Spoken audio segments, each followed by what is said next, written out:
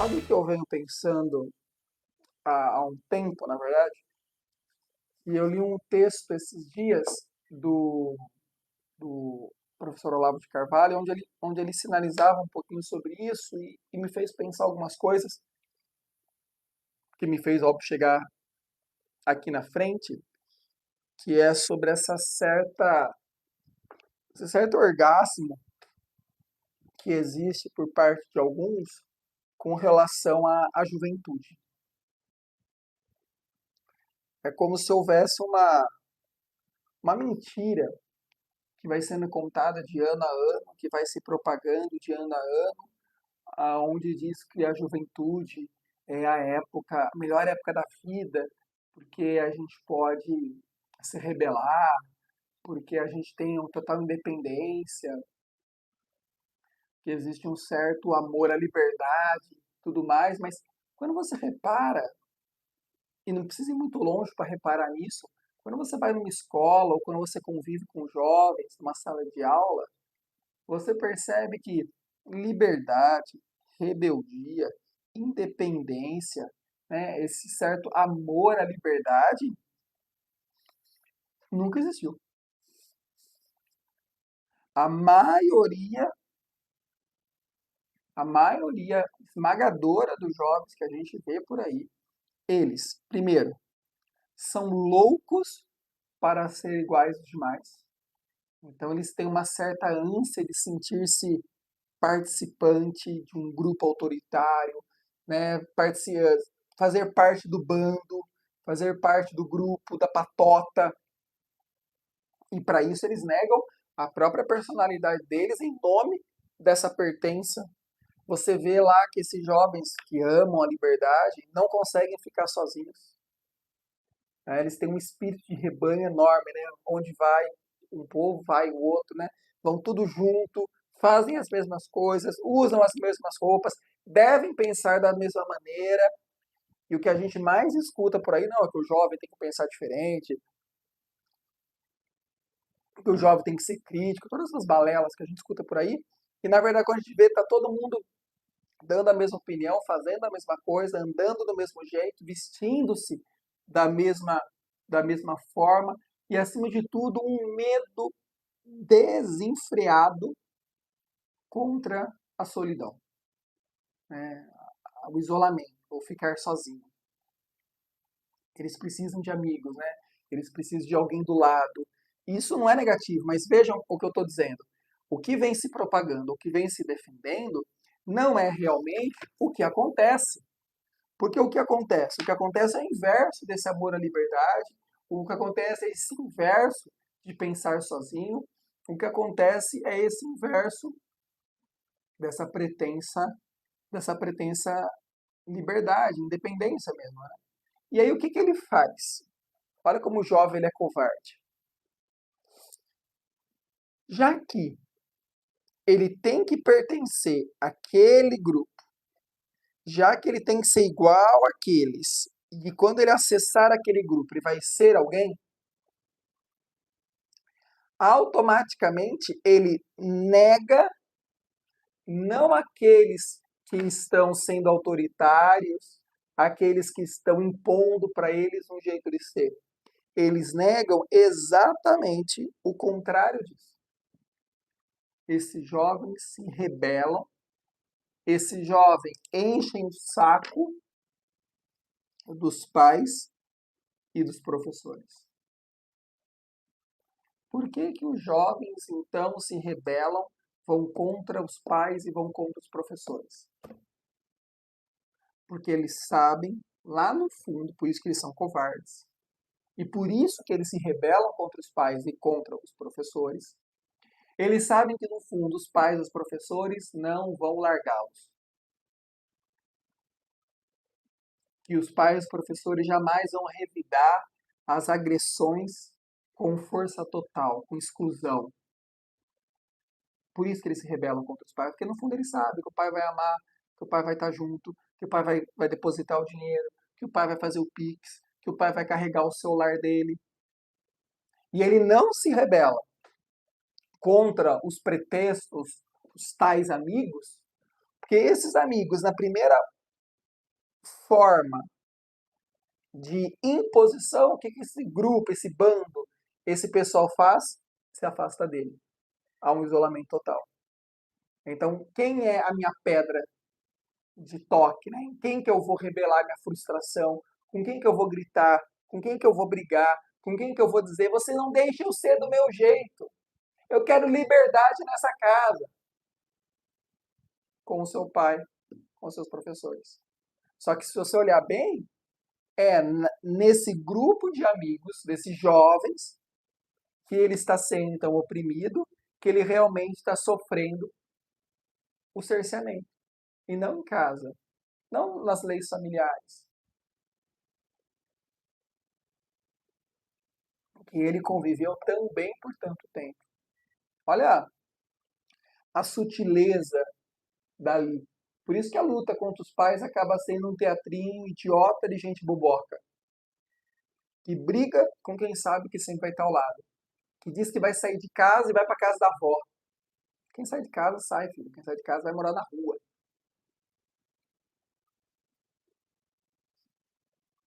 E é interessante porque, no fundo,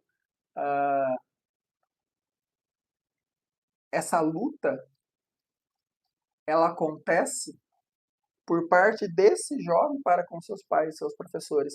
E os pais e os professores fazem o quê? Lutam para ajudá-lo a vencer. Ou seja, dão apoio, né? Permanecem do lado, ficam junto.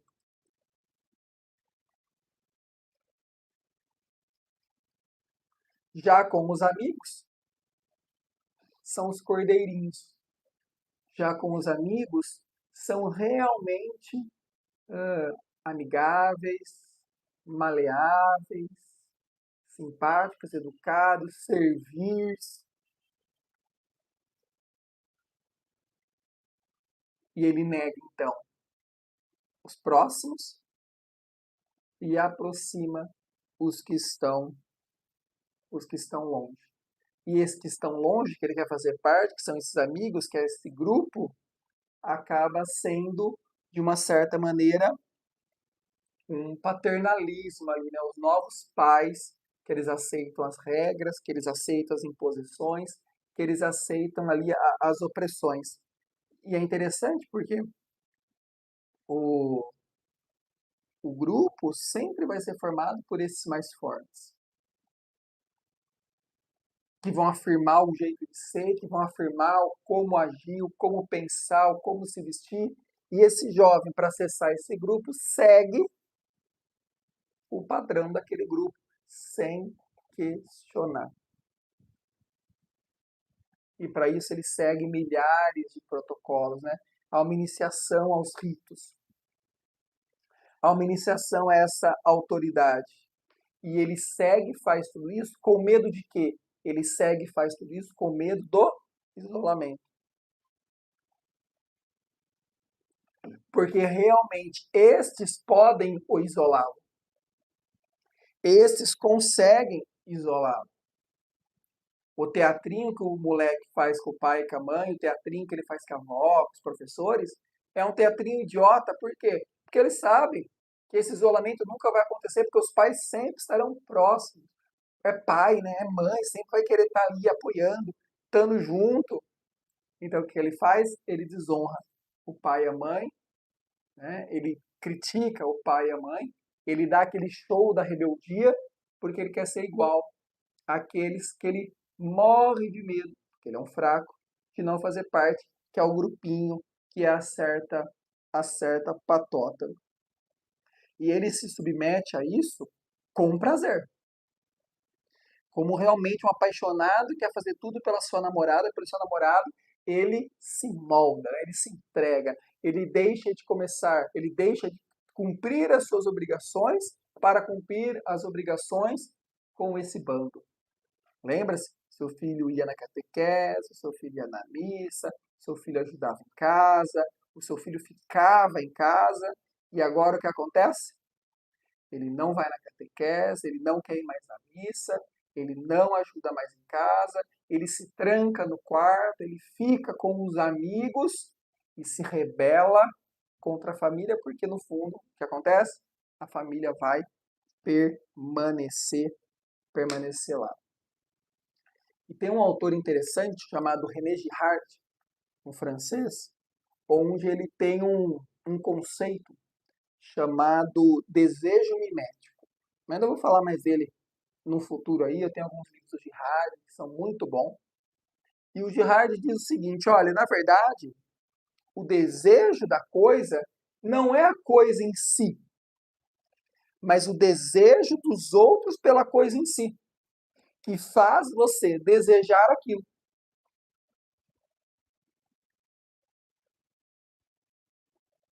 Ficou claro?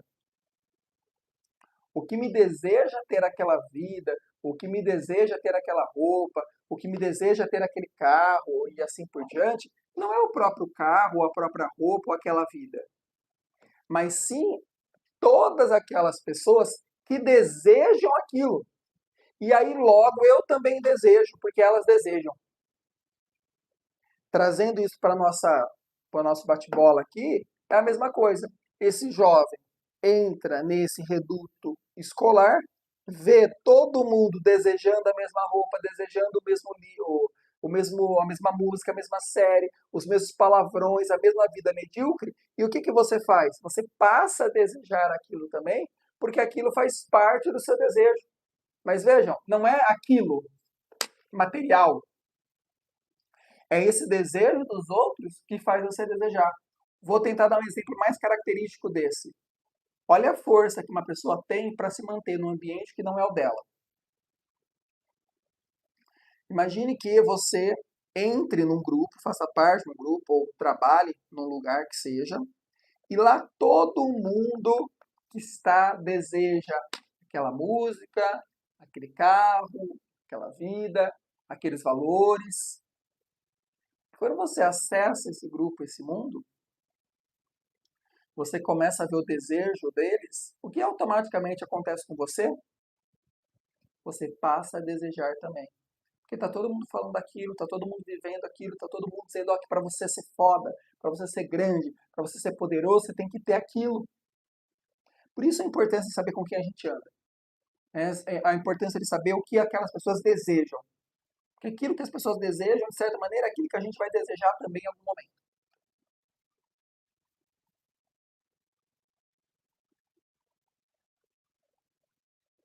Hum? E aí todo esse desejo que esse grupo cria faz com que aquele jovem também deseje. É a tatuagem, é o brinco, é a roupa X, é a rebeldia, é a festa, é o celular, é a bebida, é a promiscuidade, né? A putaria, a pornografia. E aí o que que esse jovem faz? Isso é brilhante. Ele precisa culpar alguém quando ele não atinge esse objetivo. Ele precisa ter raiva de algo, precisa ter um inimigo diante da bondade que tudo isso está sendo construído na cabeça dele.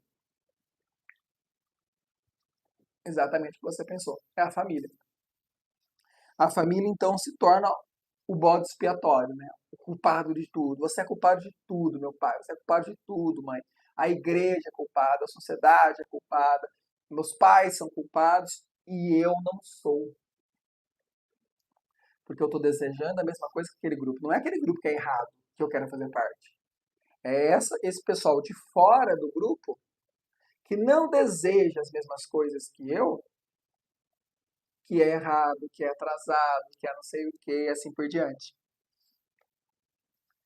Então a culpa não é das frustrações, né? A culpa dos erros e tudo mais, não é culpa dele, mas é culpa da sociedade. É culpa desse pai antigão, dessa mãe quadrada, dessa sociedade conservadora. E assim começa lá a proferir um monte de gritos, um monte de idiotices, que só serve para validar ainda mais o quanto ele é imaturo, o quanto ele tem espírito de rebanho, o quanto ele é Maria vai com as outras, o quanto ele é limitado na sua forma de ser personagem, né, de ser personalidade própria.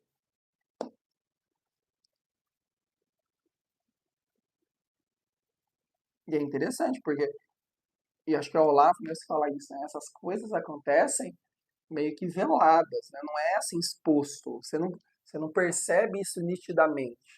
Você só percebe isso quando você para e reflete sobre isso. Mas eu tenho certeza do que eu estou falando aqui.